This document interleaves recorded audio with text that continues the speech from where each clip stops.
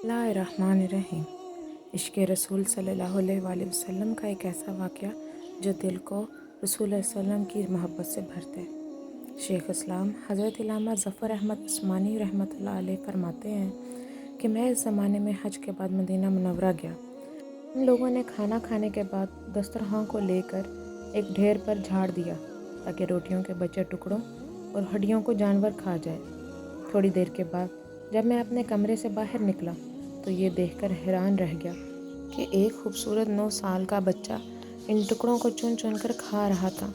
मुझे सख्त अफसोस हुआ।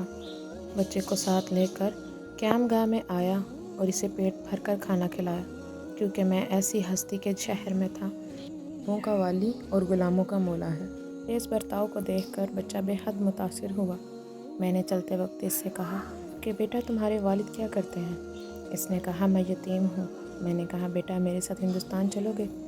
हाँ, मैं तुमको अच्छे अच्छे खाने खिलाऊंगा, उम्दा उम्दा कपड़े पहनाऊंगा, अपने मदरसे में तालीम दिलवाऊंगा, और जब तुम आमिल फाजिल हो जाओगे तो मैं तुमको यहाँ लेकर आऊँगा और तुम्हें तुम्हारी वालदा के सुपुर्द कर दूँगा। तुम जाओ, अपनी वालदा से इजाज़त ले आओ। लड़का बहुत खुश हुआ और उछलता कूदता अपनी वालदा के पास वापस गया। वो बेचारी बेवा दूसरे बच्चों के अखराजात से पहले ही परेशान थी। इसने फ़ौरन इजाज़त दे दी। बच्चा फ़ौरन आया और मौलाना को बताया कि मैंने आपके साथ जाऊंगा। मेरी माँ ने इजाज़त दे दी है। फिर पूछने लगा कि आपके शहर में चने मिलते हैं? मौलाना उस्मानी ने बताया, ये सारी चीज़ें वाफर मिकदार में तुम्हें मिलेंगी। मौलाना का बयान है, मेरी उंगली पकड़े पकड़े मस्जिद नबी में वो मेरे साथ आया और ठिठक कर रह गया। सरकार दो आलम सल्लल्लाहु अलैहि वसल्लम के रोज़ा मुबारक को देखा, मस्जिद के दरवाजे को, और पूछा कि बाबा, ये दरवाज़ा और रोज़ा भी वहाँ मिलेगा? मैंने इससे कहा कि बेटा, अगर ये वहाँ मिल जाता तो मैं यहाँ क्यों आता?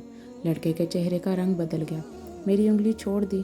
बाबा, तुम जाओ, अगर ये नहीं मिलेगा तो मैं हरगिज़ हरगिज़ इस दरवाज़े को छोड़कर नहीं जाऊँगा। भूखा रहूँगा, प्यासा रहूँगा। इस दरवाज़े को देखकर मैं अपनी भूख प्यास बुझा लूँगा, जिस तरह आज तक बुझा रहा हूँ। ये कहकर बच्चा रोने लगा और इसके इश्क को देखकर मैं भी रोने लगा।